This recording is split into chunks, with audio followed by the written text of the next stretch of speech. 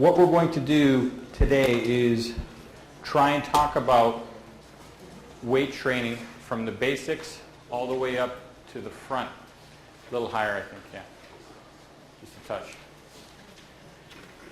And many people have explained to me, Ken, you have a lot of people here. Will I understand what they're actually saying? And so what we're going to do is, if you know some of this material, please bear with us. Later on, we're going to get very complicated.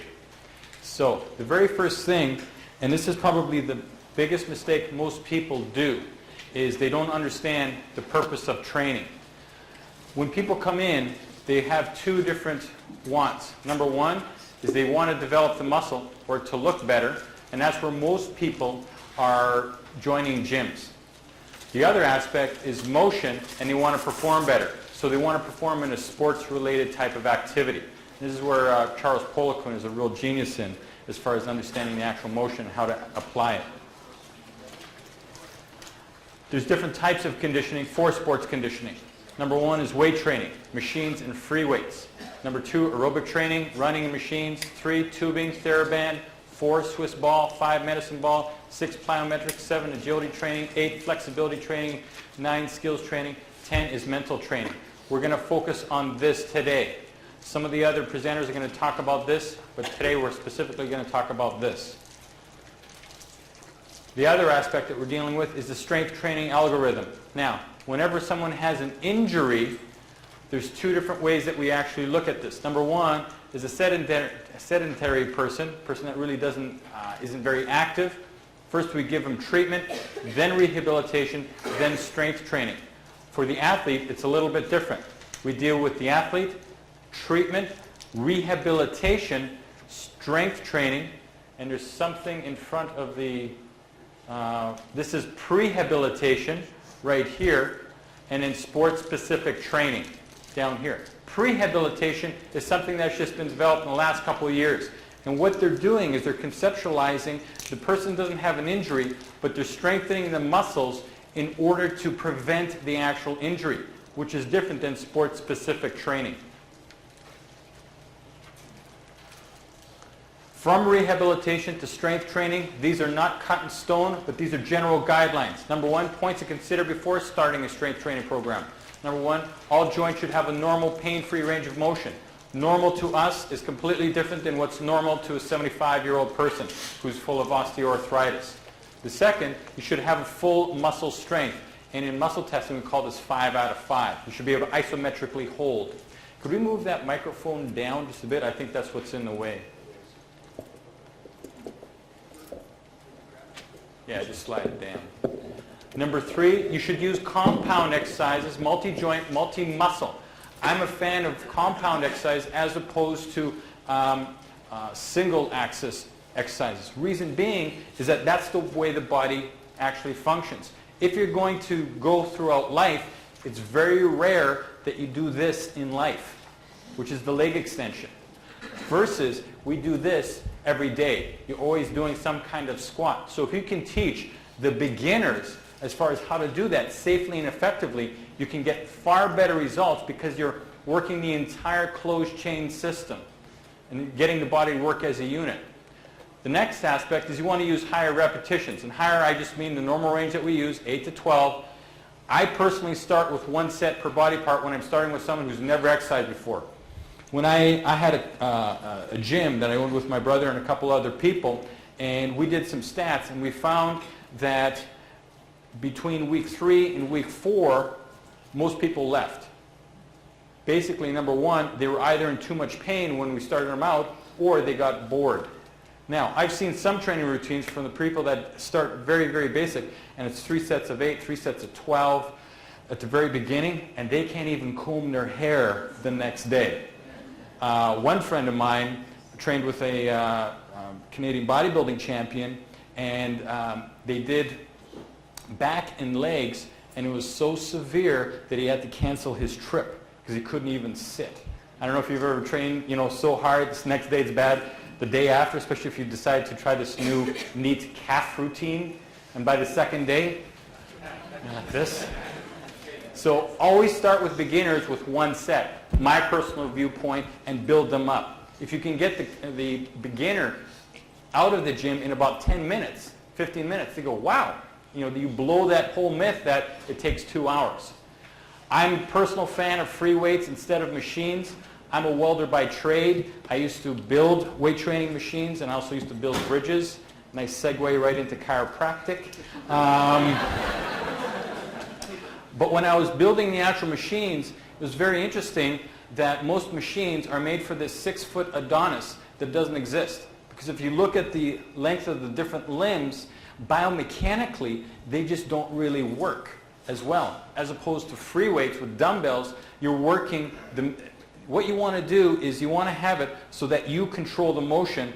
The motion is not controlled by the machine. I'm going to show you with some studies why that is an extremely important point, because if you have this person on the same machine over and over and over, you'll create an actual strengthening within one strip of the muscle within a muscle, creating an actual problem. You want to use a pain-free range of motion. You want to keep the head neutral, no rotation or flexion. As soon as you bring your head down, you increase the risk to a cervical disc herniation, but also neurologically, you shut down. We'll show this on Sunday with Dr. Leaf.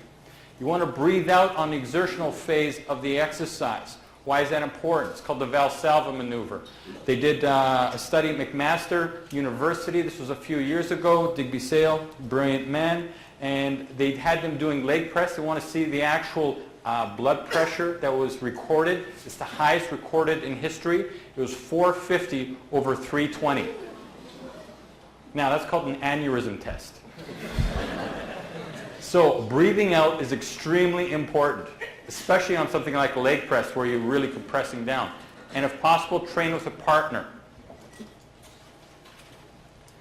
Repetitions. Number one, this is from Charles Poliquin's work and Ian King. And what we find is reps 1 to 5. So usually, and these are generalized numbers here, but it's 85 to 100%. Now what you do is you relatively strength increases through enhanced neural drive. What we have here is the ability to try and figure out why does someone actually get stronger. And it doesn't have too much to do with muscular development. There's a lifter, remember Joe Bradley? Yeah, Dr. Pasquale competed in the same competitions as him, world champion, 148-pound class, squatted 700. Now, 148 pounds isn't very heavy, but what he did is he taught his muscles to contract all at the same time. And that's what the whole idea as far as developing the neural drive, and that's what you do reps 1 to 5. Reps 6 to 8, 83 to 78%, you compromise maximal strength and you start focusing more on hypertrophy. Repetitions again, 9 to 12, 76 to 70. You get the best hypertrophy gains leading to increased strength. And in reps 13 and plus, and if you're a Tudor Boompa fan, you can go up to 100, 150. And you use less strength and you focus more on the endurance here with less hypertrophy. Now, there's different concepts within training. So if you're going to train low reps, you're going to develop the neural drive. If you focus more on reps about 9 to 12, you're going to work more on the actual muscle. If you go even higher, you're going to work on the capillary base. Because there's a number of bodybuilders out there, Steve Michalik, John Defendis, these guys would do 100 rep sets. And what they would do is build the capillary base, but they would periodize the reps and sets all the way through so that they wouldn't continually stimulate the same thing. As far as the actual neural drive, how long can you stay at peaked? As far as if you're getting ready for a powerlifting competition, how long can you stay at a real high level that you've seen in your experience? About 5 minutes. About 5 minutes, seriously. Probably About a week. You peak for about a week. Now there was a lifter, his name was Mike Bridges. And yeah, he this man at 181 pounds totaled 2105. So it was about an 800 squat, about a 500 bench, and about an 800 deadlift. And I was at a seminar of his, and what he did, he was actually quite scientific. He basically would take time off before the actual competition. So he did 10 days off, and he got stronger instead of 7 days off. Like he wouldn't even train, do anything. He took 14 days off, got even stronger. 17, got even stronger. 21 days off, 3 weeks off without training, and that's when he totaled 2105. Now, there's a lot of other factors that are involved with that, I'm not going to discount that, but it's also important to understand that's how long it takes the body to recover, especially neurologically. So if it takes 2 days for the muscle to recover, I talked to Charles Poliquin about this and a number of other people, it takes the nervous system twice as long. So what you want to do is understand, if you're forcing it, especially with the low reps, always make sure that you actually take more time off. How to determine the weight to be used for each set. We have the trial and error method. This is the way most people do it. You can do the 1 rep max method. You can use a percentage of body weight or a percentage of 1 rep max. Now this is probably the simplest one. Now in your notes you have a page, 2 pages, and some of you have seen this, some of you haven't. So the people that have seen it, if you could help someone who hasn't seen it before, that would be extremely helpful, because it's not the easiest to understand at times. But these 2 pages are taken from Essentials of Weight Training from the NSCA. If you take a look, this is what the pages look like right here. If you take a look on the far right-hand side, and it says 73.5, that's a percentage of the 1 rep max, and you can do 10 reps. Now, if you go all the way down that column, it'll say 80.9. 80.9, you should be able to do 10 reps, and your 1 rep maximum, if you go all the way over to the left, is 110. So you can figure that as far as, if I do 10 reps, what can I do for 1? Or, if you want to slide it over, what can I do for 5? Well, it's 94.6.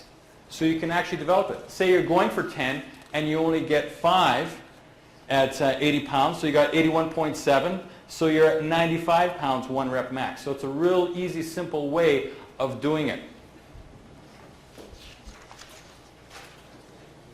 Rest intervals.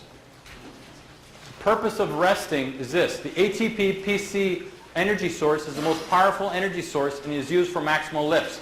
Rest intervals allow the body to replenish the phosphocreatine and ATP stores for the next set. Immediately after an intense set, there's a bout of heavy and rapid breathing. Oxygen is taken in the body above your normal resting oxygen consumption to be used aerobically to produce more ATP in excess what is required during rest. That's why it's important to breathe heavy after. Studies by DiPramo, Margeri, 1978, Merging and Terging, or Meyer and Terging, 1979, found ATP-PC sources replenishment rate to be within 20 seconds, 50% replenished, in 40 seconds, 75, 60 seconds, 87. Within 3 to 4 minutes, majority of ATP-PC intramuscular stores are replenished. Now these are the energy stores that allows you to do the actual workout. Increased load and intensity, the longer the period.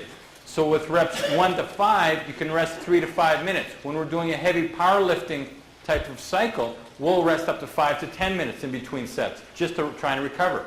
Reps 8 to 12, you can rest 30 to 60 seconds. Now the work-rest ratio should be 1 to 1. So if you train for 30 seconds, you can rest for 30 seconds. And you can change these amounts to whatever you want. Now they found that the best hypertrophy and endurance, for endurance, human growth hormone concentrations are increased with shorter rest. So the more that you stress the actual body in a short, intense time, the higher the actual spike. Now, you have a study in there with Arthur Jones' new discoveries. And this is about rest and the concept of everyone has different capabilities of resting. So the page looks like this. It's Dr. Fred Hatfield on the front here. And there's a box here, and it's called Factor 3. And what happened here is this. Arthur Jones wanted to find out how long does it take people to actually recover. He found, and he had 660 people at a military base. He put them on a Cybex machine to see when their strength curves would actually come back to 100%. So he'd maximally try and force it. The first group, so fast. Now, obviously, they can't continue to recover that quick all the time. But everyone has different capabilities of handling different loads of stress. So that's why your routine may not be the best routine for someone else. Now, when you design actual programs, there's just some considerations to factors to understand. Number 1 is age, 2, sex, 3 is training experience, 4, benefit wanted out of training, goals, previous injuries, genetics, fiber type, height, time, equipment availability, and proper and continual instruction. Those are the main components. Where most people really miss out is this one right here. They don't find what the client really wants, therefore the client really doesn't understand what the program is about, and they don't get the results that they wanted. So we get into the 𝙑 principle, which is specific adaptation to impose demand. So specific adaptation is the training effect. What am I actually trying to do here? Do I want strength? Do I want size? Do I want speed? Or impose demand? Training. Is it aerobic or is it more anaerobic? So you got to figure out and factor in all those areas so that you get the optimal result. Again, this is just my concepts here. You train 2 to 3 times a week for beginners, 48 hours in between workouts. Use compound movement patterns. High repetitions. I gradually increase the sets week by week. I'm more interested in building a lifetime type of training program. Studies have shown if you can get someone to train for 3 weeks, you build a habit.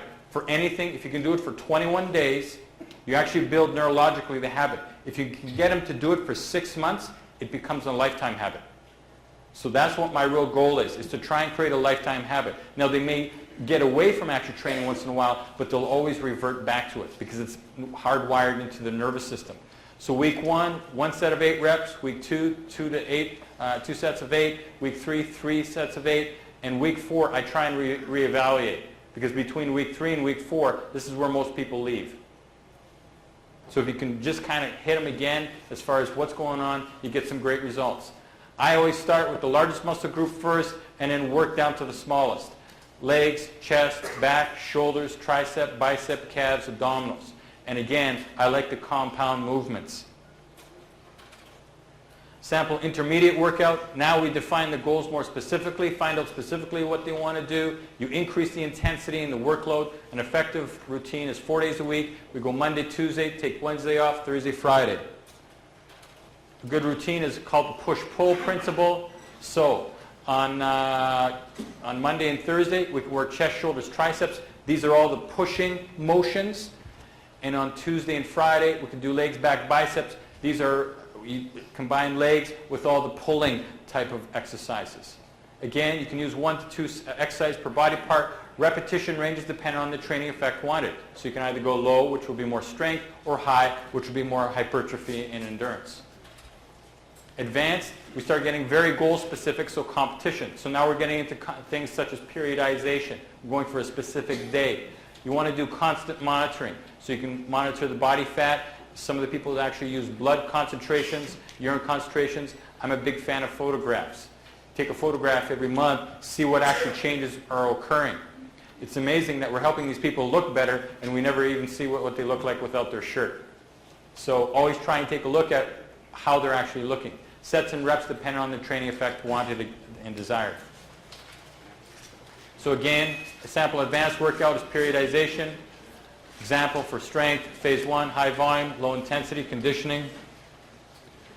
Phase 2, low volume, higher intensity, peaking competition. Phase 3, low volume, low intensity, active rest. So this would be pretty much for a powerlifting concept. Now, this is in injuries and strength and power activities. This is written by Dr. Richard Herrick. It's the Power Research article. And there's a little box on the right-hand side in the 4th column. And it says, most causes of strength training produce pain is inadequate warm-up and or stretching, improper technique, trying out a new technique, untested, or maximal effort in competition. These are probably the 2 biggest ones right here. And it's as simple as changing the bench width when you're bench pressing.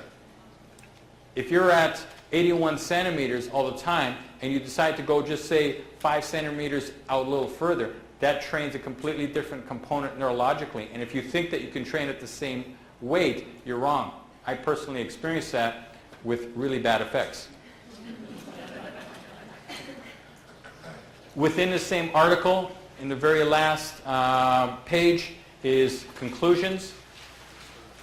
And heavy squats. How many people here have heard that squats are bad for the knees? Every day. Do you know where that came from? CMCC. CMCC. No, it was a gentleman by the name of Dr. 𝙁𝙬𝙬𝙚. And he was out of Texas, and in 1954 he did one study. And what he wanted to find out is whether or not squats would basically stretch the ligaments on the outside. Now, he had 200 people. This is how the study actually went. Can I borrow your knee, Mauro? Okay. What he would do is this. He had a device on the person's knee, and what he would do is actually apply lateral pressure on here to see whether or not it would actually buckle. It's an orthopedic test to see whether or not the collateral ligaments are functional. So he had 200 people. 100 of them were lifters. 100 of them were non-lifters. The flaw within the study is before you actually got on the table, he would ask you, do you lift weights? And if you said yes, he would push harder. And he had a little gauge on top here to see how much of the deflection would occur. His study has never ever been reproduced. They tried to redo it, and they measured the amount of force on the outside, and it's actually the opposite. But his study in 1954 picked up so much press from Sports Illustrated and some of the major publishers that that's where that myth came from really bad research. That's called dogma. As accepting a new concept without understanding where that concept actually came from. So whenever you hear anything, and especially even with us, if you have a problem with what we do, challenge us. Where'd you get it? Where are the studies? You know, Dr. 𝙃𝙬𝙬𝙚 is world authority on anabolic steroids, and he's kind of like saying it's inconclusive as far as whether or not they actually do cause it. Studies show yes, but we're not quite sure. So with the actual squats, what they found, heavy squats, when done correctly, are not only safe, but a significant deterrent to knee injuries. There's a definite tendency to have less clinical or symptomatic arthritis among elite lifters, and these elite lifters were the guys who squat 700, 800, 900 pounds, than among the general population. They actually took radiographs of their knee, and the general population had more osteoarthritis than these guys that are using mass quantities of weight. Now, can squats be bad for the knees? Have you ever seen anyone squat like this? Yes, you can make walking bad. It's not the motion, it's how you do it. It's extremely important to remember. Okay, Dr. 𝙃𝙬𝙬𝙚 and myself, we're going to demonstrate some stuff here. Throw this up.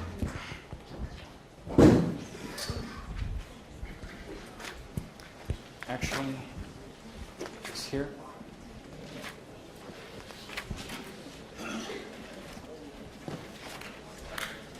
Yeah, we need the bar too. You have to lift the bar, Mauro. Unbelievable technique. Don't hurt yourself there. I wanted to give you some of the studies. They're in your notes. And this is the squat exercise in athletic conditioning, a review of the literature. These are just all the abstracts, but they're talking again about the squat. I want to give you some ammunition when people say squats are bad for the knees. This is the other one, the effect of the squat exercise in knee stability. And again, they took a look at lifters and non-lifters, and they did the anterior drawer sign, meaning that they would take the knee and see whether or not the ACL is intact. They found that the lifters were actually tighter than the non-lifters.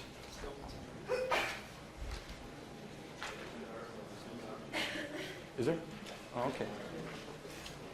This is an EMG comparison of the squat and knee extension exercises. And basically what it says here is results question at the very bottom of the value of knee extension as a supplemental exercise in this case, because they didn't really see the benefit of it when you're doing squats. This is a great article. It's called The Kinetic Chain and the Powerlifter. And what we have found is that when you're doing leg extension and especially in the rehab market, is that you do leg extension for ACL tears. Now, if the quad contracts, it's going to pull on the patella and literally shift the entire tibia forward. It's called tibial translation. Now, that's what the ACL does. It prevents that. So if you just damaged it, why are you doing something that's forcing it again? So they compared it, the application of force, and they found that when the quads contract, it actually drives it forward. Versus the squat, and there's a number of studies that show this, that there's a co-contraction of the hamstring at the same time as the quad when you're doing a squat. So it prevents tibial translation. So if someone has a knee injury, if you teach them how to do squats properly, it'll actually be better, rehabilitative, than the actual leg extensions. Now you have this in your notes, and Mauro and I are going to talk, and we're going to give you some tips. Okay, I'll give you this.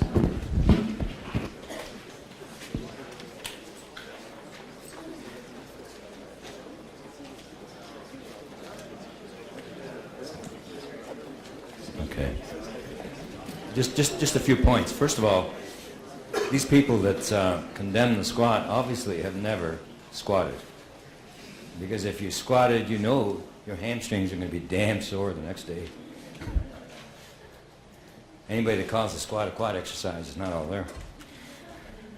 Oh, and another point, when you mentioned to me about how long you keep your peak, I was referring to once you've recovered. I keep my peak. Once I've recovered from a workout, I found for a contest, for example, and it may take 2 weeks to recover, I kept the absolute peak for about a week, and then after that, I tended to start going down a bit. And that's what I meant. Yeah, once I've totally recovered, in the contest times, I've checked myself on this. I've kept maximum strength after recovering for about a week, and then I found myself slipping a bit.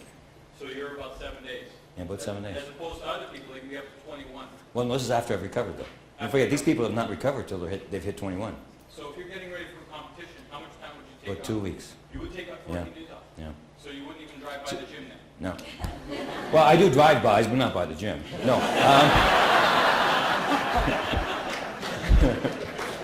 Anyways, let's try and do something constructive here.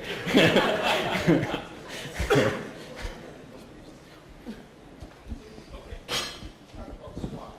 let's talk about bar position. I'm getting out of the way here. I've been hit by those before. This is what I was talking about earlier about accidents in the gym. No, actually tomorrow I'll be talking about it. Accidents. Now, when you're doing the squat, there's different widths that you can use. Okay. People squat differently, obviously, okay? You get the extreme wide width, which is a sumo stance squat, and they go out as far as they can. In this width, you're actually keeping the back extremely straight. The hip lock action is what actually stops you at the bottom. So when you start the squat, the back stays straighter, and you actually bottom out with the hips. The knees hardly ever go much below the 90-degree or parallel mark. It's just the way it goes. One problem with that lift is that people who do it continuously for long periods of time with very heavy weights tend to run into a bit of a problem with the hip joint. Ricky Crane, for example, has now severe osteoarthritis in that one hip joint. But he locked out, you know how wide he went? Yeah. And he would lock out, he'd bottom out. In other words, he would depend on the hip lock to stop him. That was his stopping point. And that's a bad idea. I think that stance should be reserved for people in competitive lifting who find that they can handle the most weight. Then, different stances. You can narrow the stance up to the point where you can go. Matter of fact, for a number of years, I squatted about 3-4 inches apart. And you'll find that in that kind of squat, you tend to bend over more with your back, and you tend to, depending on your body type, you tend to be more effective. Now, the person that's more effective with this kind of squat is a short back, so that when they bend over like that, which you have to bend over quite a bit more, you're not touching your nose to the ground with a short back, okay? The longer back, it's a very difficult way to squat. The best way is probably about shoulder width, as far as the stance. And in this way, you're using a combination of the hips and the knees, and the whole thing is much more fluid for most people. Now, when you're squatting, should you be on the toes? Should you be No, on the no. heels? Let's start from the feet up. Okay. Your feet are always flat. Never squat on a platform or something behind the heels or on your toes. I mean, unless you're a ballerina or something, you may want to work those areas. But for most people, it's the most stable position. And again, as I said earlier, you have to be in control. This is one of the ways to be in control. The knees, never cave the knees in. Because if you do, I'll put that ball between you. So always, you'll find a lot of lifters tend to, as they go down, they're fine as they go down, and as they come up, the knees tend to go in to try to help them get up. That's counterproductive because first of all, you're obviously leading yourself towards an injury. Second of all, your strength won't develop properly. So how can you prevent that? The best way is just to force it out. You can think about it. Okay, as you go down, make sure your knees are out and make sure you keep them out. It's not that hard to do because I have a tendency myself to bring the knees in. And I had to really consciously look at what I was doing and concentrate on keeping the knees out. It's not that hard, and once you do it enough times, it becomes part of your style. Another way that you can do it too is a lot of people go like this. If you have toes pointed straight forward with shoulder width, you tend to buckle. The knees will follow where the feet are pointing. So if you go out 10 to 15 degrees, and if you watch, and I've seen a lot of top lifters, they actually roll on the outside of their foot as they're doing it. That will keep the knee over the foot. And what you want to do too is, at least in powerlifting, is to try and keep the knee over the ankle as much as possible. There'll be a little bit of forward drift, but if you can force it out and bring it down, in competition, the way we measure depth is the hip has to be lower than the top of the knee. So as I'm going down, you want this depth here. Versus, if you go this, the further my knee is closer to the floor, the further down I have to go. And in fact, if I go up on my toes, I can never reach parallel or below parallel. So a good way is to keep the knee over the ankle. It can allow for different types of forward drift, depending on what you want to develop. I'll tell you one problem I've seen is some people whose feet may be facing forward, patella faces 90 degrees the other way. I don't know if you've ever seen people like that. They have a hard time with the squats. So they really have a problem. Now that's genetic, right? That's genetic, Okay. as far as rolling, it's probably not a bad idea to teach you to stop, but it's not something I would do for the really heavy weights because it causes a certain amount of instability. Yeah. Well, you don't want to go like that. No. But you want to force it more on the outside as opposed to the inside. As soon as you talk to land. Well, I have to say I had that problem. It was a matter of, I guess, maybe even subconsciously, doing that a bit, but forcing to make sure that my knees just stayed outside. Yeah. So. All right. Now, so we've covered the up to the knee. As far as the hips go, to me in the squat, one of the most important things is the back area, is the back, keeping the back to the point where you're not bent over too much. You kind of sit into the squat. So as you go into it, you don't hyperextend the back, but keep it fairly flat. You don't want any flexion or hyperextension, fairly neutral position. When you do that, your hips are naturally going to go into the position that it should. Okay? As far as the bar in the back, there are different positions you can put the bar. There's a high trap position, which is called the bodybuilding squat, and that's the problem with that, of course, is that it increases the leverage effect from your hips to where the bar is, and you'll find you can't handle as much weight without having a tendency of bending over. So the farther down, so you tend to bend over more in that way, the farther down your back you can put it, it shortens that distance and allows you to keep your back straighter. There's less of a leverage effect and you can handle much more weight. Now some powerlifters can get it halfway down their back, but that's not legal. Best way is to have it sitting on your hip. The other factor when you have the bar is it has to do with surface area. So if you have it high up here, it'll sit actually on C7, and the surface area. Oh.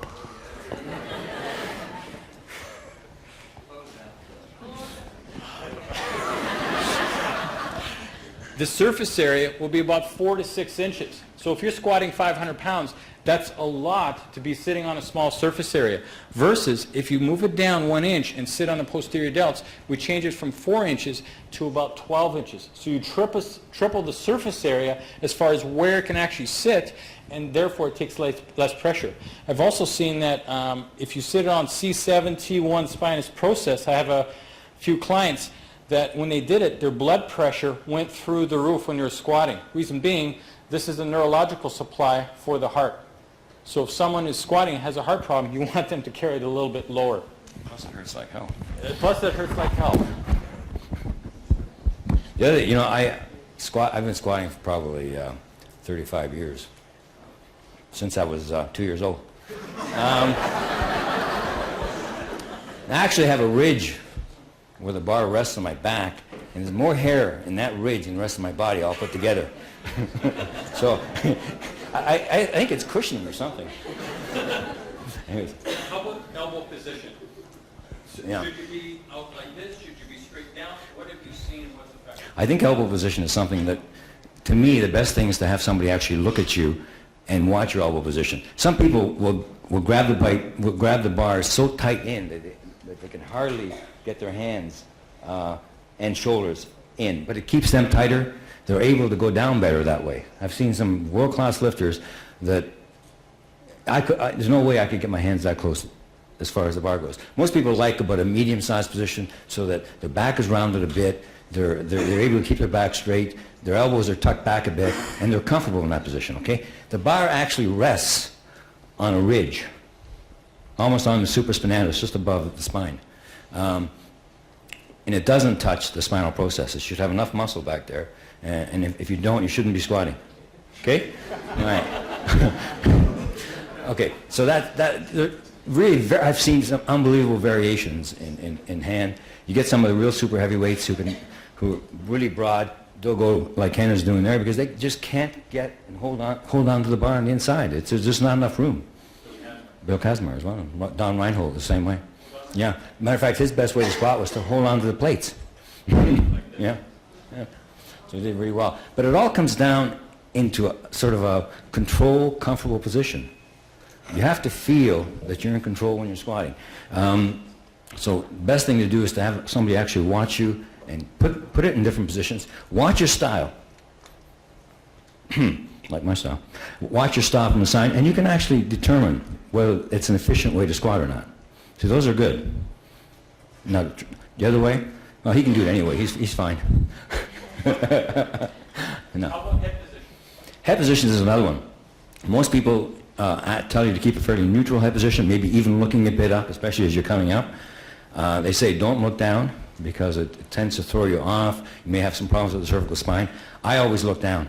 I find that it suits me, so then I'm weird. How about speed going down? Again, this varies. You should always be in control. So some people will vary their speed. For example, something like the bench press, their speed may be very, very slow in the bench press going down, and then they'll pop it back up fairly quick. I don't think I've seen too many people that go really slow going down the squat because it wastes a lot of energy. So there's usually a moderate speed. You want to be in control. You don't want to go much past the 90-degree point, and you want to, as soon as you hit that spot, you want to be coming back up again. You don't want to be waiting at the bottom. But the best indicator is, first of all, how it feels to you, and second of all, how it looks as far as whether everything's in line. You know, your knees aren't too far over, you know, everything's kind of pretty well lower yourself so that your center of gravity and your line go up and down rather than any kind of variation. Question?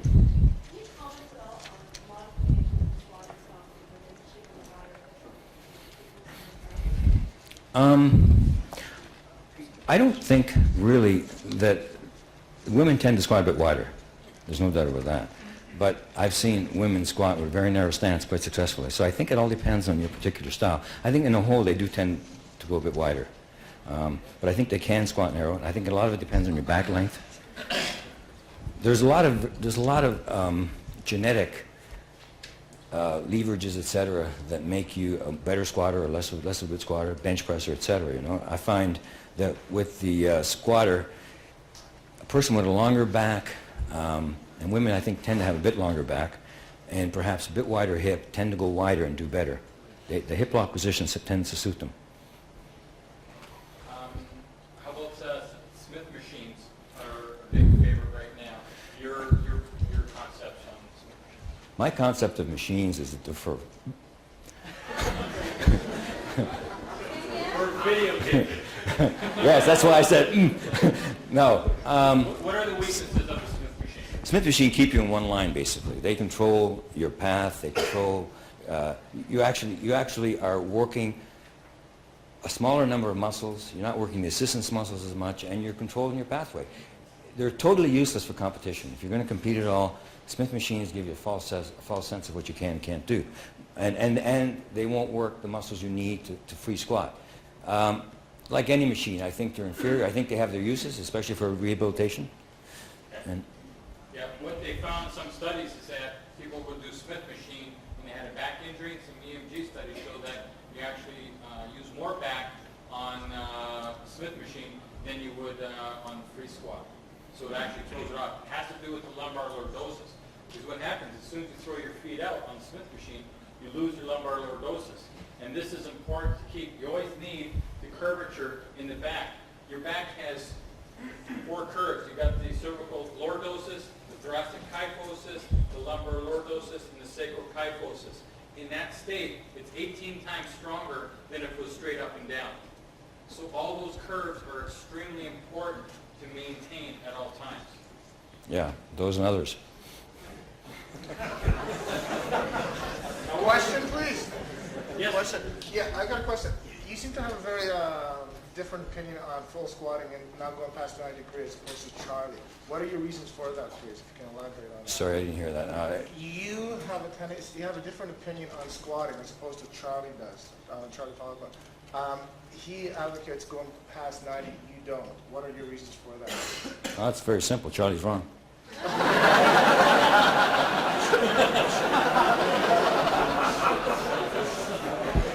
No, I didn't mean to be facetious. Actually, I don't advocate stopping at 90. I advocate going past 90, but not more than 1 or 2 inches at the most for squatting. I'm looking at it more on a competitive basis. You don't need to go lower than the parallel, okay? So if you can handle 700 pounds going to just below parallel, but you can only handle 650 going 3 inches below parallel, which one would you choose? That's one thing. The other thing is, I don't think you get any more of a benefit going any lower as far as weight training. Now, you may for other sports that he's dealing with. Yeah. So a lot of it would be sport specific. Regardless of how low you go or where you go, control is still always the issue. Okay, thank you. The reason why Charlie, in the seminars that I've seen Charlie present, is when you do go low, like Charlie's concept of low is, that's low. So you're talking almost Olympic lifting style. Is that at that state, the vastus medialis obliquus is firing. So when people are saying they want to use leg extension to work their VMO to help with the knee tracking and all that, there's some studies, I think it was in McGill, some of the researchers found that deep squats all the way down fire the VMO more than the actual leg extension. Is that correct? Right. Yeah. I don't know who they... Yes, sir. Okay, isn't there actually some studies out now also in a full squat, the hamstring has a hinge effect or a pulley effect that takes a lot of the pressure off the knee where people think it puts pressure on the knee? What do you mean by pressure? Well, a lot of people think there's a lot of shearing pressure past 90 degrees in a full squat. I think if all 3 joints, ankle, knee, hip, are all working properly, then that hinge effect of the hamstring takes that pressure off of the knee in a full squat. It can with the co-contraction. Yeah, that's the shearing effect that you're talking about, tibial translation. Yes? What about front bar squats? Front bar squats. Dr. Deep Squat. I don't like them.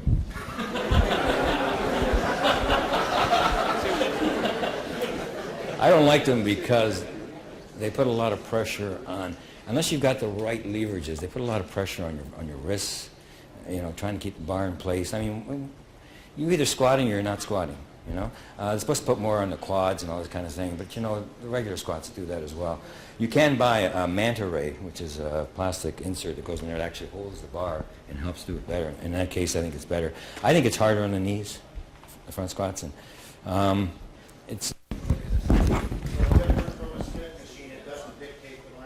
Exactly. What we're going to go over right now is just some brief concepts about bench press, and then Dr. Mauro and myself are going to do some work on the bench press here.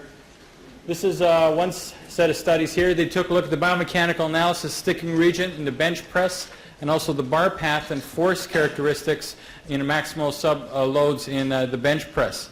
And what they found is that there was an actual change within the motion pattern when novices versus elite lifters in the actual bench press. So when someone's doing a bench press who's an elite lifter, their motion would look like this. It would bring it down, and then they would push back towards their eyes at the very beginning. so that they would get this arc motion.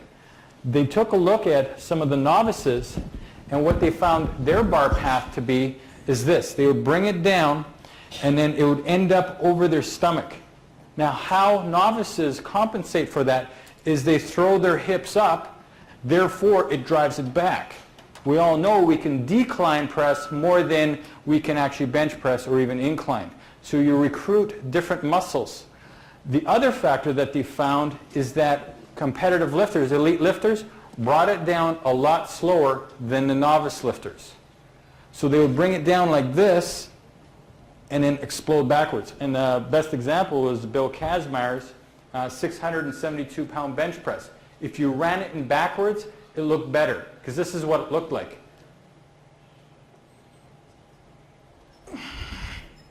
That's 672, okay? Well, right now it's air, but... Hot air, thank you. But that's what they found. So control is the most important part. And you can change the speed. But the main thing is that you want to control the motion. Don't allow the bar to control you. So that's where everyone messes up. How fast should it be? As long as you're under control, it's the best. Now, you can do different things called tempo training where you change the amounts. But we're not going to get into that. Is that for me? The other thing that we took a look at here is in study subjects were stronger at a moderate grip weights versus the shorter or the shorter or the wider grips. Oh. Now, you have this study in your notes. It's long, it's laborious, and it's probably one of the best studies that's been out there for a long, long time.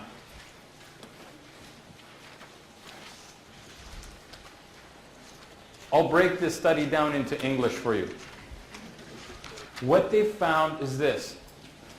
Dr. Fred Hatfield used to teach that the muscle fires with non-contiguous innervation. What that means is that if the muscle fires, it fires 100% throughout the entire muscle. What we found with this study here, and they've done a number of them through larger muscles, is that it's wrong. The central nervous system has the ability, and it's called functional differentiation. And what that is that it can, based on the plane and range of motion of the actual arm, fire strips within the actual muscle. So as you go through the study, and you don't have to do that right now, but I'll just put one example up here, is that dependent on where the arm is, it will fire either the lower area, so that's the sternal area, the bottom part down here, the lower pec, higher. If you change the actual angle, you can start working the incline, but it works a specific area more than the other areas. Why is that important?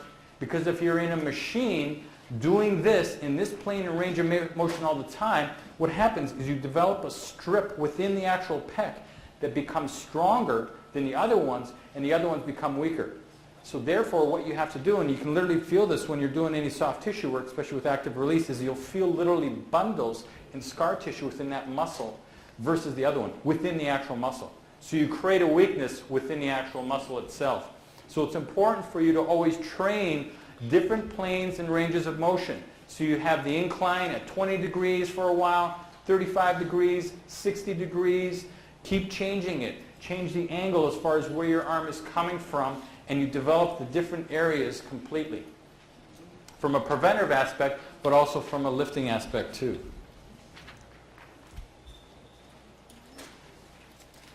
Now this is one that we've also have in your notes as far as lower cervical disc injury. We see this with two main exercises. One is the shrug, where you bring your chin down and you start going like this to get that extra stretch. That can actually cause a cervical disc herniation. And we also see this in press behind the neck and also standing calf raises. That's a big one because you're using so much force. So imagine putting 500 pounds right on, literally on your clavicles, putting your neck down, and then you're going up and down. That puts a lot of stress through the actual mid-neck. This was a really neat study that Reynolds did. This was done a few years ago. The main cause of effect of causing pec tears is most often due to a lack of recovery between training sessions. It is not due to the bench press itself. So what is recommended is proper periodization. Go heavy, back it off. Go heavy, back it off. You always have to do that. Most injuries are caused by overtraining. I'm just going to show you this article here. Has anyone seen this article before? This is probably the best abdominal article I've ever seen. It's in the British Journal in 1993, and it goes through everything. It talks about the muscles, it talks about Yanda's work, Vladimir Yanda, where we're dealing with muscle imbalances, so postural muscles that tend to tighten, phasic muscles that tend to lengthen and weaken, and you can sort of figure out what's going on with the body. And then we also get into the pelvic cross syndrome, which is also from Yanda. So what happens here is that the abdominals and the glutes become weak, and then the erectors and the iliopsoas become tight. So you get into this whole pelvic tilt, and you're like this chronically. So what you have to do, and I had a client in this week, what you literally have to do is work on the psoas to take care of the actual back, because if the psoas is pulling so hard here, it's literally shifting the whole anterior portion here, and until you actually pull this through, and you can't just stretch it out by doing this. That doesn't work. You are stretching out so many muscles that it just doesn't work. You literally have to go in and literally break up the scar tissue and retrain the muscles to work properly. So a lot of erector spinae problems are due to weak abdominals and weak glutes, and the iliopsoas is too tight. But this is, if there's one article that you could read out of the entire book or the notes that I gave you, it would be this one. If you understand this article, you'll understand more about abdominals than anyone out there. Now, we're going to talk about bench press now. So, get Dr. Mauro here again.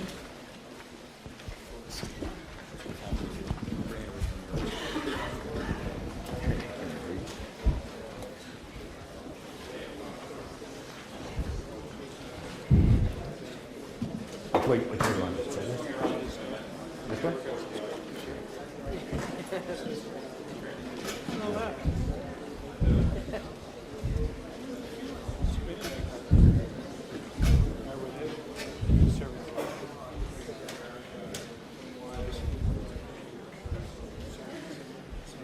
Now, while Ken has a little rest here, we can discuss his technique. Now, bench press. First thing, feet. Obviously, the best way is just to have them flat. Competitively, it has to be flat on the floor. Some people will arch to some extent and will actually bring up and go on their toes. Again, it's all right as long as you're in control. You're not sort of swinging side to side. A lot of competitive lifters will try and shorten the distance from the top of the bench press to the bottom of the bench press. Now, there's various factors involved here. One, of course, is the distance your hands are apart on the bar. The farther apart they are, the less distance you have to travel. There are people that take it right out to the very end, and usually, believe it or not, some of the lighter lifters will do this more than the heavier lifters because they want to shorten that distance. Another way is to raise your chest up by arching your back. And you wouldn't believe some of the arches that some people take. You could drive a truck under them. And to do that, it's a very, very interesting technique. Most people will rest their buttocks on the bench, so that the buttocks is taking obviously some of the weight of the body and the weight of the bar. When these people that have the excessive arch go into the arch, they set themselves up, they go back, they rest on their shoulders, they touch on the buttocks, because that's, in order for it to be a legal lift, your buttocks have to be on the bench, and the weight is transmitted to the feet. So you really have an arch from the feet to the shoulders, and nothing else touches. I mean, there's a touch, but there's nothing else. So when they actually bench press, their chest may be up a good 2-3 inches from normal, and they go a bit wider, so their travel time, especially if they're genetically gifted with the right leverages, may only be this high for complete bench press, a foot or less. You know Jimmy Moore? He beat me every time in the bench press. He had half the distance to go than I did. He could barrel chest, got a great arch, shorter arms. He'd be down to here. He'd have his bench press done. You know, I'd be a third finished. You know, I got to go up to here. There was one Canadian lifter, Donnie McVicker, and at 114, bench press 325. And I spotted for him at the Canadians. He had a 2-inch, he's about this tall, he had a 2-inch stroke. So you'd hand off to him, it's all the way down, start here. You know what the problem with that is? You'd hand off to the guy, and you'd be finished, you'd be waiting for him to do it.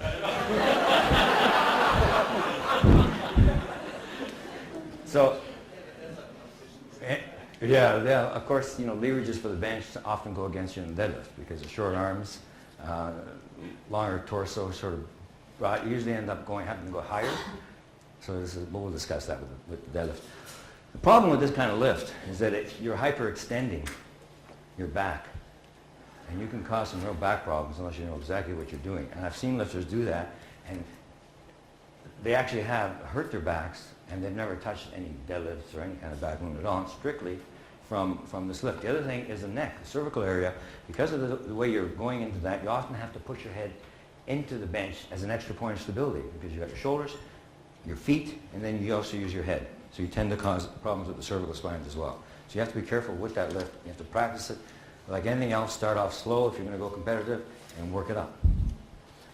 Ordinarily, what I recommend people to do is that they take flat feet, rest the weight on the buttocks, get a tiny bit of an arch just so they're up, and a moderate grip. Bring the weight down, and as Ken says, take it up over the eyes. It's very important. As you know, all of the really great benchers have an arc motion to the bench. They actually will bring it down a little more than most people, and then they'll arc it up. And I found I could do probably, once I learned that technique, probably put on about 25 pounds on a bench press. You know, plus a few other things. Which we won't mention. However, any questions on the bench? Because Mauro, we had a girl in the Canadian Championships that was a world-class lifter. She could constantly got disqualified for her hips coming off the bench. And I found that short people, she was extremely short, because her heels weren't planted on the floor properly and the bench was higher, that she had a tendency to push on her feet and lift her rear end out. I put a pair of cowboy boots on her and she set a world record. yeah, well, you're absolutely right. What happens is with people like that, because they know that their leverages are such, they'll put a plate, and that's allowable in competition, to put a plate or even 2 plates underneath your feet so that you can get that proper arch. But you're right, they can't, because of the way they're arched, their buttocks actually don't never hit the bench. If you have a short person that has a tendency to arch their back too much or lift their hips, if Exactly. you put something under their feet, it will help the bench, right? It's actually a real show watching some of these people set up. You know, they set up, you swear they're going to break in half. Oh, he's gone, let's go get him to the hospital. And then they set up. It's great, you know. How about bar speed coming down? Yeah, that's very variable. I mean, there are some of the greatest bench pressers, again, would take 3 or 4 times the length of time to come down. You know, they were very precise about exactly where they wanted that bar, and then as soon as they hit the chest, they got the clap previously, or they're steady, then they drive it back up. One guy, I can't remember his name, must have taken a full, almost 10 seconds to get the bar down. I couldn't believe it. I said, stop, take it off him, you can't manage it. He's doing a negative. And then you just drive it off the chest. But it all depends. I think normally you would probably lower it a bit slower just to make sure everything's in place than you would when you drive it out. But it depends on the person. It's something you have to try. How about driving with your feet without moving? Well, if you move the feet, it's disqualified in competition. Driving with the legs without moving? Yes, you do. That's what they do. They do drive with the legs. The whole movement, when you're doing it with the arch, where all the weight is on the legs and the shoulder and neck, is you actually drive with the legs. As it's on your bench, the whole drive, the whole body actually drives the initial part of the lift, and your legs are a prime mover. And as it drives up, once it's off your chest, then you finish the lift. But you can actually get quite a bit of a lift from your legs, from the initial part of the bench movement.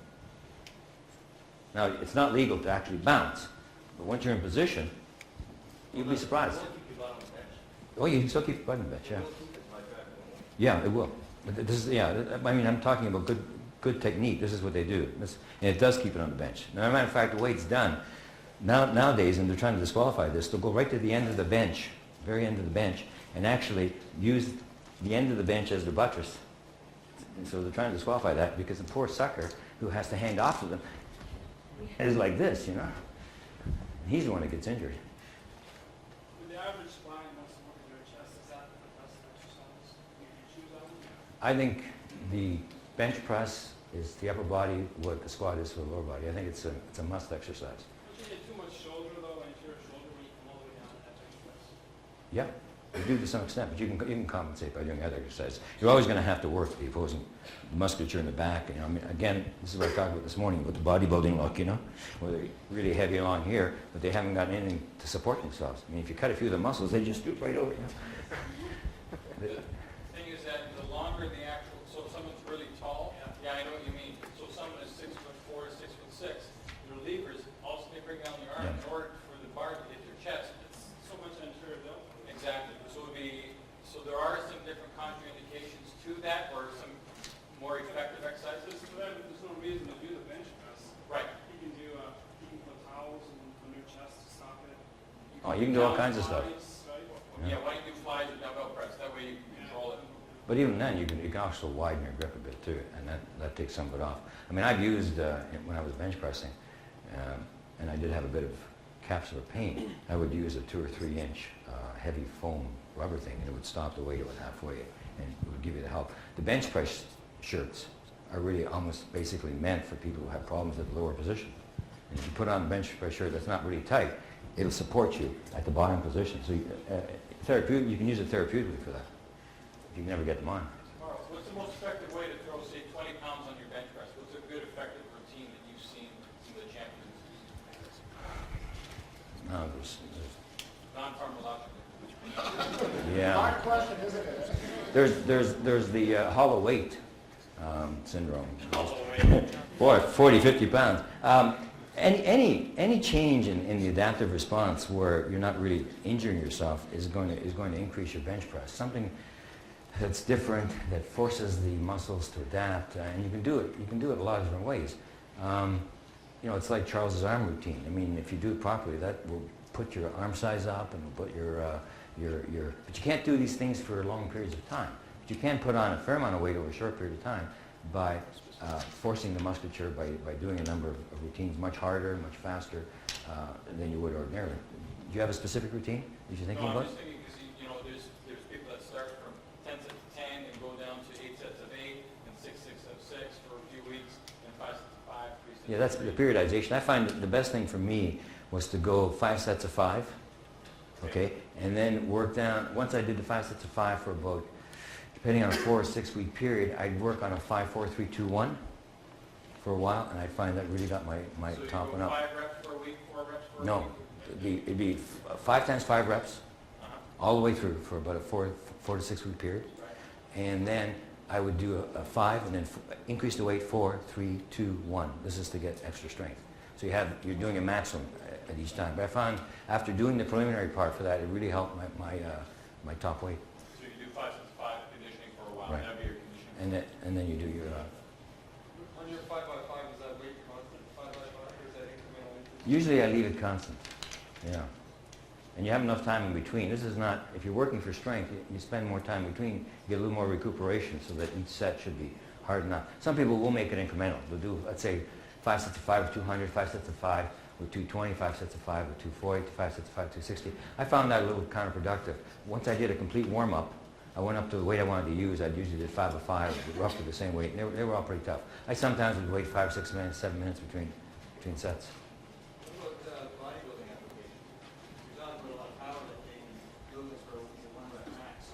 What about bodybuilding applications? Did you ever hear this story about the scorpion and the frog? No, never mind.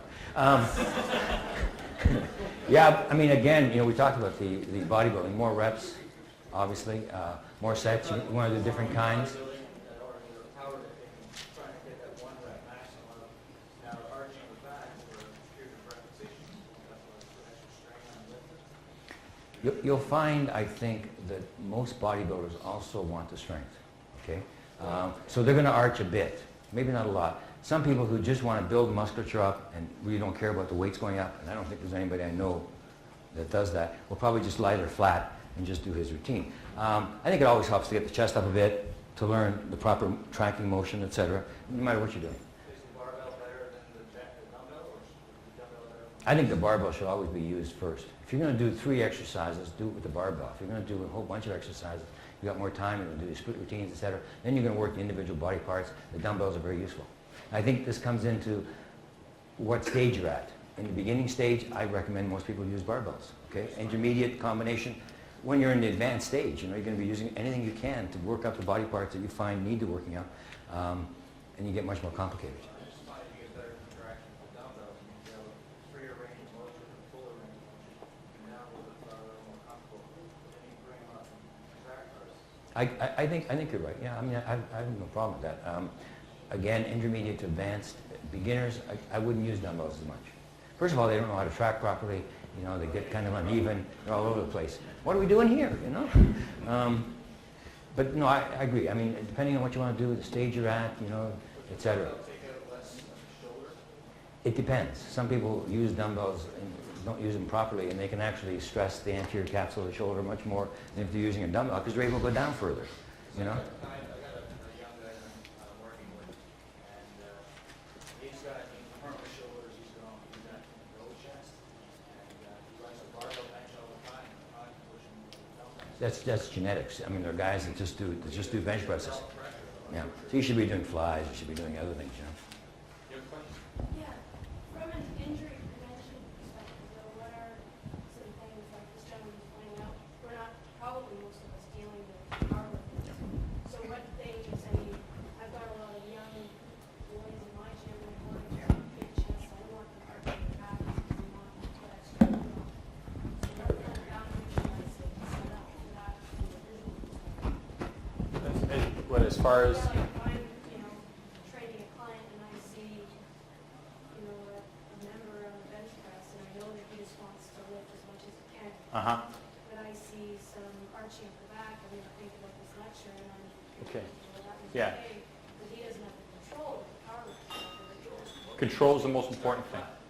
Start him flat, not so much the arch. It also depends, and it's a continuation as far as motor skills development. So what you want to do is get this motion involved before you get this motion involved. So you do, is that a progressive thing? Definitely. Going up to the arch? Definitely. You get up to the arch, and dependent if you want. Now, he made the comment as far as development of strength. If you want more strength, you do the arch. Because what you're going to be doing is developing as much as possible. Also, you'll take a look at the actual elbow position. So at 45 degrees, you take the stress off the chest, and you put it more on the anterior delt, but you also develop more strength because of the actual curvature. If you want to develop, and that's powerlifting style, if you want to develop more bodybuilding, you go out to 90 degrees, and that stress isn't completed because it mimics the fly. So you create total shear adduction. So again, from the very first slide, what is the true purpose of you actually training? Are you trying to develop strength, or are you trying to develop the actual muscle? Now, they're both interchangeable, and you should switch it up because of the functional differentiation. You just don't want to be doing this all the time because you're going to stress this too much. You don't want to be doing this all the time because you're going to be stressing the capsule too much. So if you change it up, so one week you can go like this, the other week you can bring it in like that. Or you can do 2-3 weeks, it doesn't matter. But you should always change up the routines as much as possible. Arch with the hips down, yeah. Just control and adaptation. Control is the most important thing. Once you teach control to a person, in other words, no matter how they do it, flat bench and everything, you watch them, make sure that the bar's tracking properly and all that kind of stuff, that they're not jerky. It has to be even, nice and easy, pushed. They should contact. Yeah, just touch. They'll be using fairly lightweight. And then there's an adaptation response. If they stay at that level, they're never going to get anywhere. So you try and change the routine so that the body has to adapt and causes a bit of hypertrophy and increased strength. But the first thing, above all, is the control. Yeah. Because you're going to lose them otherwise.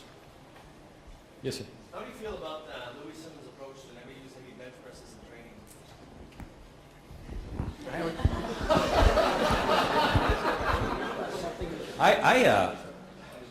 Didn't someone ask me that with Charles? No, he's wrong. No. That's his opinion, and I think that a lot of people think that way. What they'd like to do, for example, is have people use a lot of reps, a lot of sets type of thing, never work up to maximum singles, so, or even doubles or triples even. So they use very moderate. They feel that it decreases injury, doesn't allow you to get burned out or anything, and then you're fresh for maximum attempts. It doesn't work that way for me. I find my best way was to almost max out whenever it worked out. Same thing with the deadlift. On the system type exercise, never on the competitive. Yeah, well, see, I used to do it the opposite way. I never maxed out in assistance, but I maxed out competitive. Everyone's different. Yeah. And that's the main thing, is you got to figure out what works for you, and that's what we're really going to try and teach here this weekend, is everyone is so biochemically and also genetically different, even the fiber type, that you have to find out what works for you the best. And that's the real art. The science we're going to give you. The art is the application of that science. I'll tell you something. I had a training partner about 20 years ago who was a pretty good bench presser. Now, this guy wasn't as good as me, but he was really good. Now, this guy could bench. I'll just give you an idea. This guy would always do reps. Never did under 5 reps. Never went to 4s, 3s, 2s. And he could bench press 5 reps at 250. His best bench press in competition was 260. He couldn't bench press. He just couldn't do the higher reps. If you go according to the table that you have in there about your 1 rep max and what you should be able to do, he wasn't able to do that. Now, it probably was him genetically. It's just the way he's built. Whereas with me, I find anything I can do 3 reps with, I can almost, for example, in the bench press, if I can do 3 reps of 300, I can do a single probably about 350, which goes out of those charts as well. So I'm the opposite way. I need the heavy reps to push the kind of fiber type I have and for the adaptation response that I need. So everybody's different. Yes, sir. I found it interesting what you said about tolerant individuals with bench press. Now, is there any sort of specific isolation or like individual exercises, resistance exercises you think a taller person should be working? Like, say, for example, more tricep or more anterior deltoid when doing the bench press? Because I noticed, like, personally, my 1 rep max is 0, but my what people squat, I understand, like the lever length, my lever length is way longer than like the rest of it. It doesn't come close to my foot more. So for me, I just find it really difficult to train without bench press. Yeah, I have a real good suggestion for that. Don't bench press. No, I'm kidding. No, people that have a long stroke have a real problem with bench pressing. I agree with you, because really they have to maintain that force for a maximum over a much longer period of time. I have that problem. I was only able to build up my bench press. To give you an idea, when I first bench pressed, I don't think I could do 135. When I got into You're it. 3 years old. Yeah. Now that I'm 39, I can do more than that. No, but I had a real tough time building up a bench press because of the long stroke. I just had to persevere. And what I found was really useful is to try some of the assistance exercises. And there'll be one that will help you bench press. For me, it was the incline bench press. I could do incline bench press at 30 degrees, and I would increase my single bench press dramatically. At 60 degrees, it wouldn't do a thing. I could military press, in my earlier years, I could military press where I could bench press. So it's leverages. I could military press 275 pounds, and I could bench press 275 pounds. But I got my bench press up to about 424, and that was because I just worked at it consistently with the accessory exercise and went maximum all the time, just to feel it out. I think if you do the same, as long as you're in control and you don't get injured, you find that works out. But pick an accessory exercise that works, and you can do it by doing the accessory exercise over a 3 or 4 week period of time, and then seeing how your max bench goes. Still lifted, but I was like a cripple, put the weight up. But I was probably overtrained in the sense that I was just going too heavy too much. And it just popped. Those things happen. How would you reverse that to prevent that? Just take more time off? Take more time off, definitely. And not, you see, I was going, at the time at 165, I was going over 700 in the deadlift every workout for reps. And I was doing maybe 12, 15 sets per workout, heavy. Even though my workouts were probably about 10 days apart, it was just too much for the deadlift. It's fine for the squat and bench. Sorry. Horizontal, for dumbbell benching, horizontal and decline, when you're finished, you want to put the dumbbells on the floor. to make a comment on the best suggestion. Yeah, just drop them. Hell, I mean, I own a gym. I'd kill you if you did it.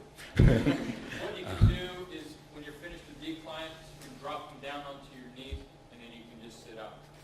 Okay? Don't do this, the anterior cap, because it would blow your shoulder right Yeah, apart. there's another way. You can put them on your chest like that, and just have somebody behind you just tilt you, and then you're upwards, and you put them down.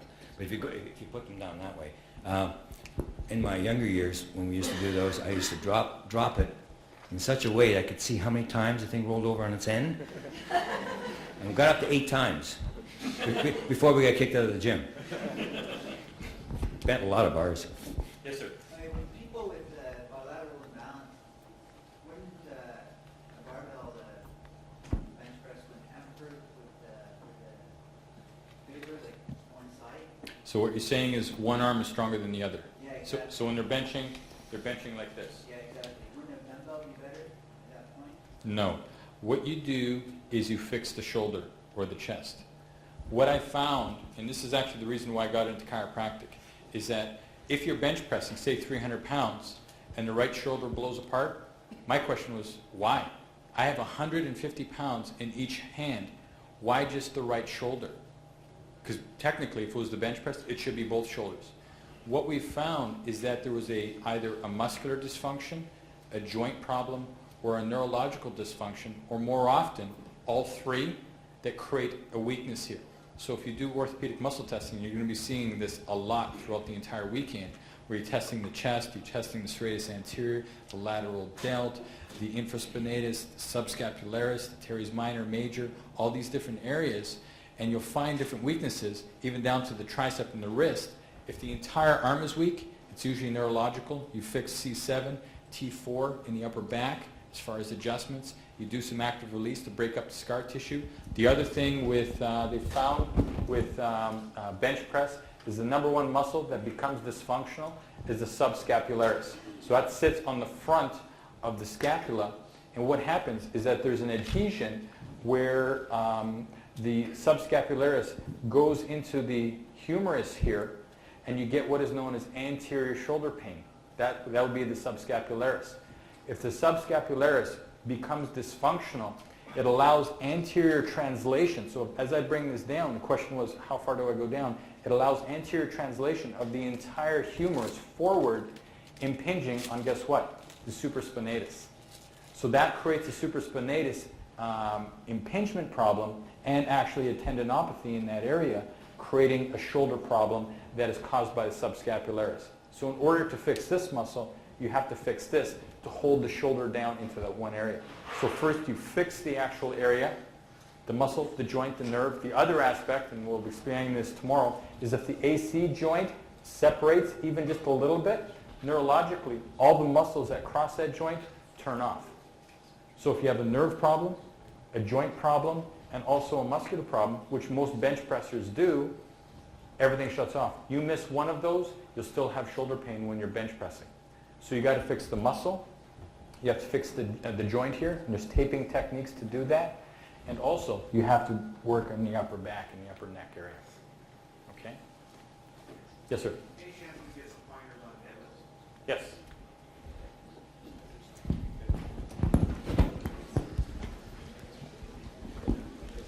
Going back to the subscapularis, I had the pleasure of having Ken work on me for that. And there's one definite side effect to working on somebody with a tender subscapularis. So you might punch your head out. I came pretty close, Ken. That hurt. But it worked. It worked, yeah. It did work. It was great. Okay. So, deadlift. Two different styles of deadlift. One is conventional, one is sumo. I used to deadlift narrow stance, which is your conventional style deadlift.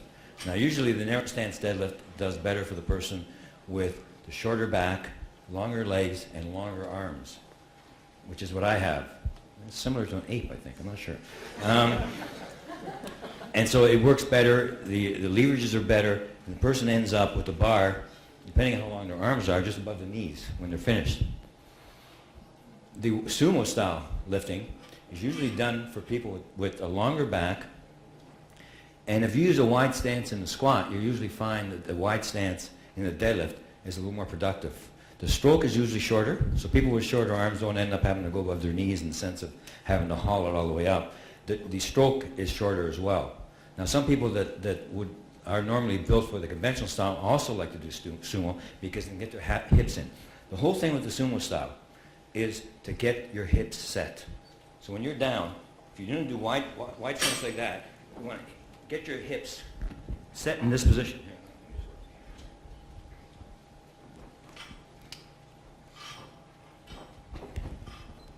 Let me rip these suckers.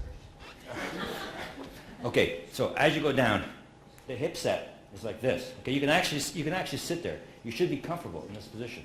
And as you drive up with the hips and leave your back the same.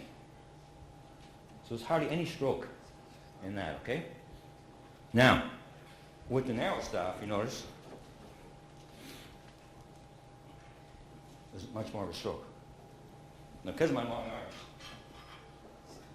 I end up not that far above my knees.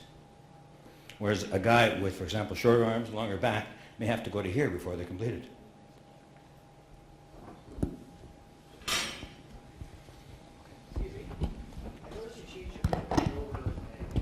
Sorry, it's always over and under. Yeah, for powerlifting.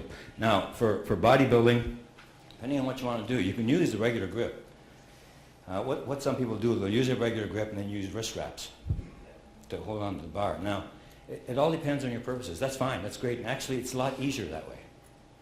With wrist straps, first of all, allow you to not concentrate on the grip, number one. Number two, you can usually lower the bar a bit lower, keep yourself in position better. So someone just wanted to work the lift, didn't care about grip strength, then I would recommend that. Any other exercises you want to go over? Can I ask you about the depth? I've had some intermittent shoulder pain. I'm not sure if that was caused it, but I've been told by some people don't go past 90, and they're saying some people can. It's just a matter of genetics or flexibility. Do you have any opinion on that? Whether it should never be done? You're talking about dips, like between bars? I generally go all the way to like biceps will hit my forearm, but I've been told some people can't do that, and I've been told nobody can do that. So Right. Two different ways to do dips, depending on what you want to do. If you want to do the bodybuilding style, you do the V-shaped style, which is the Vince Garanda used to have these V-shaped style. You would turn your hands, so you're like this. Larry Scott used to do that too.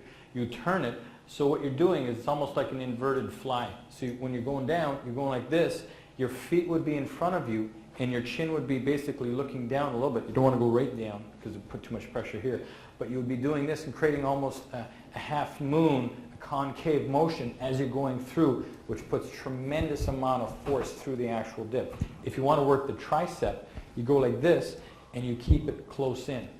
Now, dips for most people, I think you can add that in intermittently, but it puts a tremendous amount of stress through the whole anterior capsule.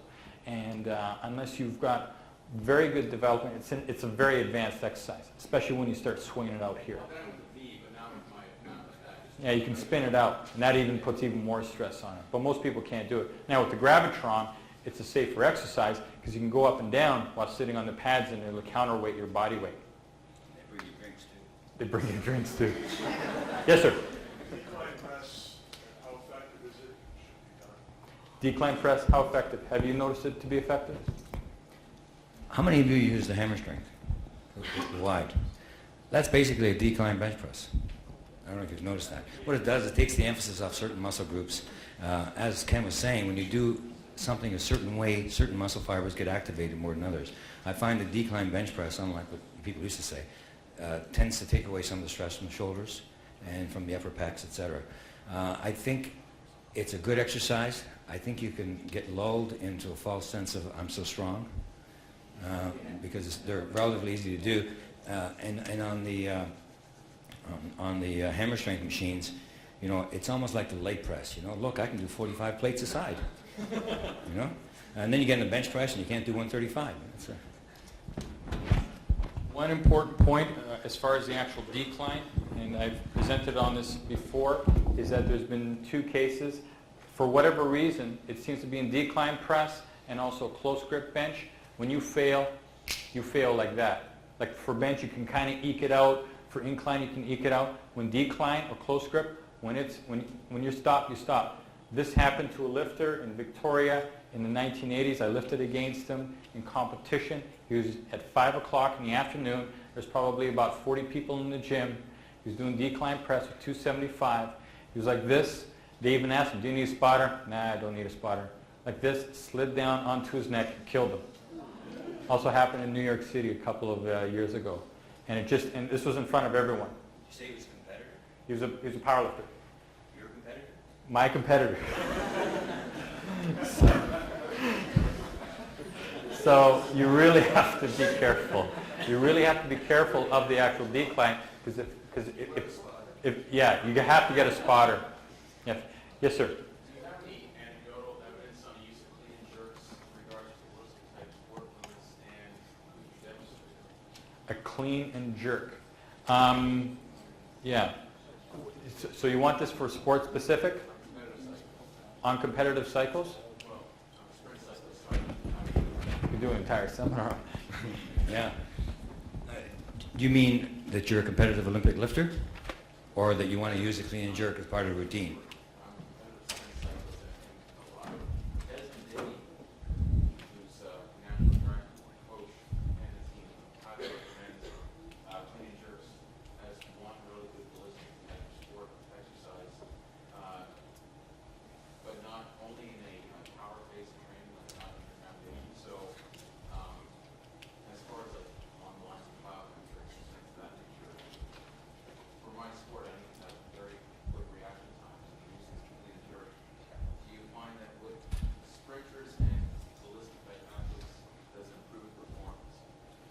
The only people I recommend clean and jerk to are Olympic lifters.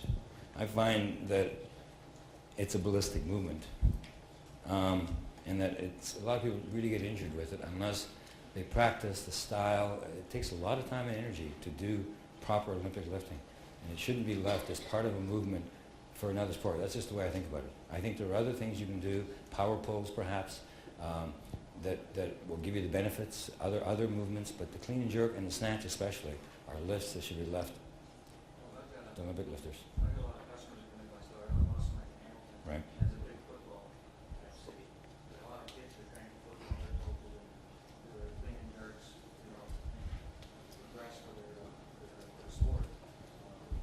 Should they be doing it? No, I don't think they should. I don't think they should because they lose control. You can't maintain proper control in the clean and jerk unless you practice a lot on the form. It's a very difficult movement. They seem to lose form in the gym. Oh yeah. And I say, why are you doing this? Well, because the coaches asked for one guy who didn't before That's because that's all the coach knows for it, basically, a clean and jerk. Basically, a clean and jerk is for jerks. We'll take one more question, then we're going to have to break for lunch. Yes, sir. My question is, what do you think of lunges? And what's the proper So your question is, what do we think of lunges? Lunches is great. About that time, isn't it? Lunch. Whoa. No, lunges. I think they're okay with a lightweight stretching. I don't think it has a place in power. I don't think it has a place in strength. If that's what you're trying to attain. I think for flexibility, for those kind of movements, it's fine. I've seen people get hurt in lunges. You want to? What you have to find out before you actually start doing a lunge is whether or not there's a back problem. Because what happens is this. If you're going to do a lunge, as you take it forward, this hip is going in a flexion, this one's going in extension. So you're creating two forces, one going forward and down. So as you take a lunge, you're going down and you're creating a shear force through the sacroiliac joints. So first, you should be checked whether or not you have a sacroiliac dysfunction. Because if you don't, that exercise is definitely going to expose it really quickly. Is it good? It is phenomenal for explosive sports, personally. So it's more sport specific. So squash or anything like this where you can explode off to the side, really, really good. But again, with lighter weights. You see a lot of bodybuilders, actually they give lunges to beginners, which has always really complicated me because that's probably the most complicated exercise you could give to a beginner. You have to take a weight, take a step forward, go down in two different planes, and you're like this, and then explode backwards while trying to maintain a balance. That's a real tough, for a beginner. So I would give him more squats, something a little bit more stable, but it does have its application for sport specific. Yeah, it's very hard on the actual knees because you're causing two different forces, but there are applications. We're going to take a break. We're going to